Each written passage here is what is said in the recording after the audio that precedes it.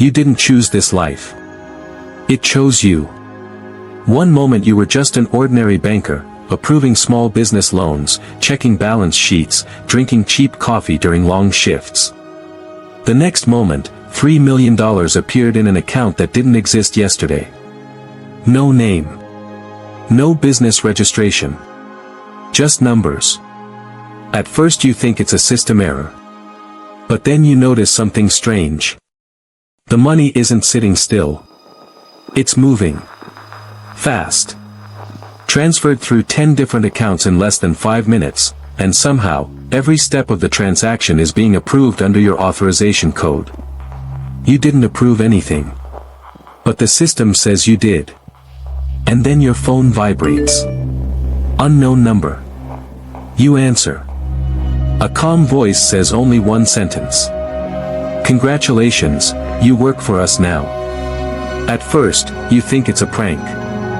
Until the transfers start happening every day. The transfers didn't stop. They grew. 5 million. 10 million. $30 million moving through accounts that technically didn't exist.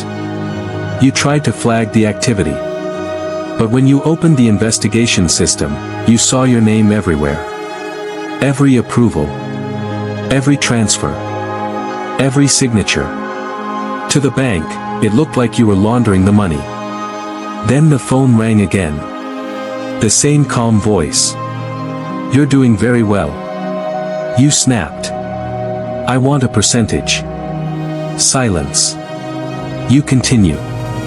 If I'm moving hundreds of millions for you, I deserve a cut. The voice chuckled. Then it said something that chilled your spine. We decide what you earn. A pause.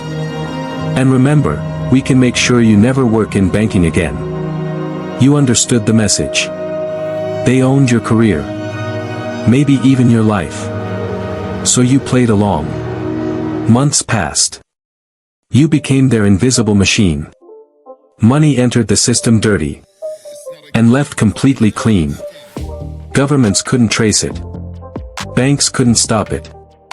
And every operation passed through you. Then one night, the voice called again. But this time it sounded satisfied. You've been useful. Your stomach tightened. Useful. A new transfer appeared on your screen. $200 million. Your eyes widened. This is your payment. Before you could respond, the line went dead. For a moment, you felt powerful. $200 million. More money than you had ever imagined. But then you noticed something strange. The source account. It wasn't one of the cartel's usual networks. It belonged to another cartel. That's when the truth hit you. They didn't pay you. They set you up.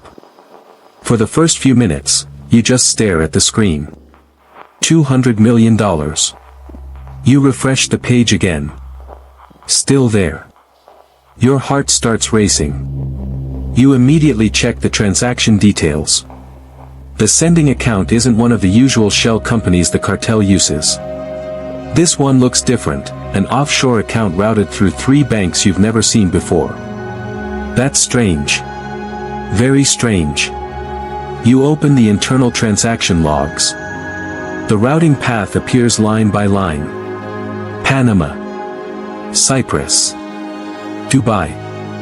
Then it hits your bank's clearing system, and lands directly into the wallet you created for temporary holding. Except this time the system doesn't move it out again. It stays. You try calling the number the cartel normally uses. No answer. You call again. Still nothing. That's when your phone starts buzzing with notifications. News alerts. Financial crime monitoring reports. Someone just reported a $200 million cartel theft. Your stomach drops. You check the transaction timestamp again. The time matches exactly. The money sitting in your wallet isn't a reward. It's money stolen from another cartel. And every digital trail points to you as the person who moved it. Your hands start shaking. You shut the laptop and sit there in silence, trying to think. Then another realization hits you. If you can see the trail, so can investigators. You grab your phone and search your own name. Nothing yet. But you know how this works. Financial crime units take hours, sometimes days, but they always catch up. And when they do, they won't see a victim. They'll see the banker who laundered hundreds of millions of dollars.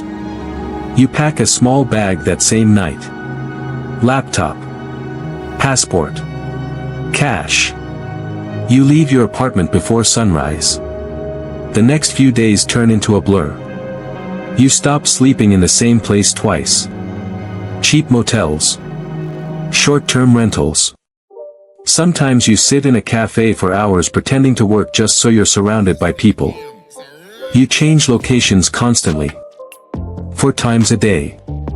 Sometimes 5. Because every time someone looks at you too long, your heart jumps. Every black SUV makes you nervous.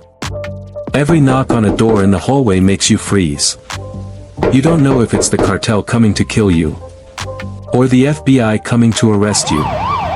And the worst part, every night you open your crypto wallet. Just to check. $200 million. Still there. You can't spend it. You can't move it. But you also can't stop looking at it. $200 million. Enough money to change your life forever. Or end it.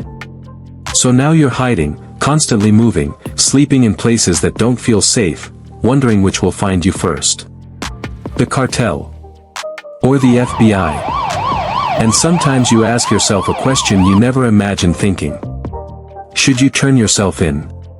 Or keep running with the money? If you were in this situation. Now tell me in the comments, would you turn yourself into the police, or keep running with the $200 million?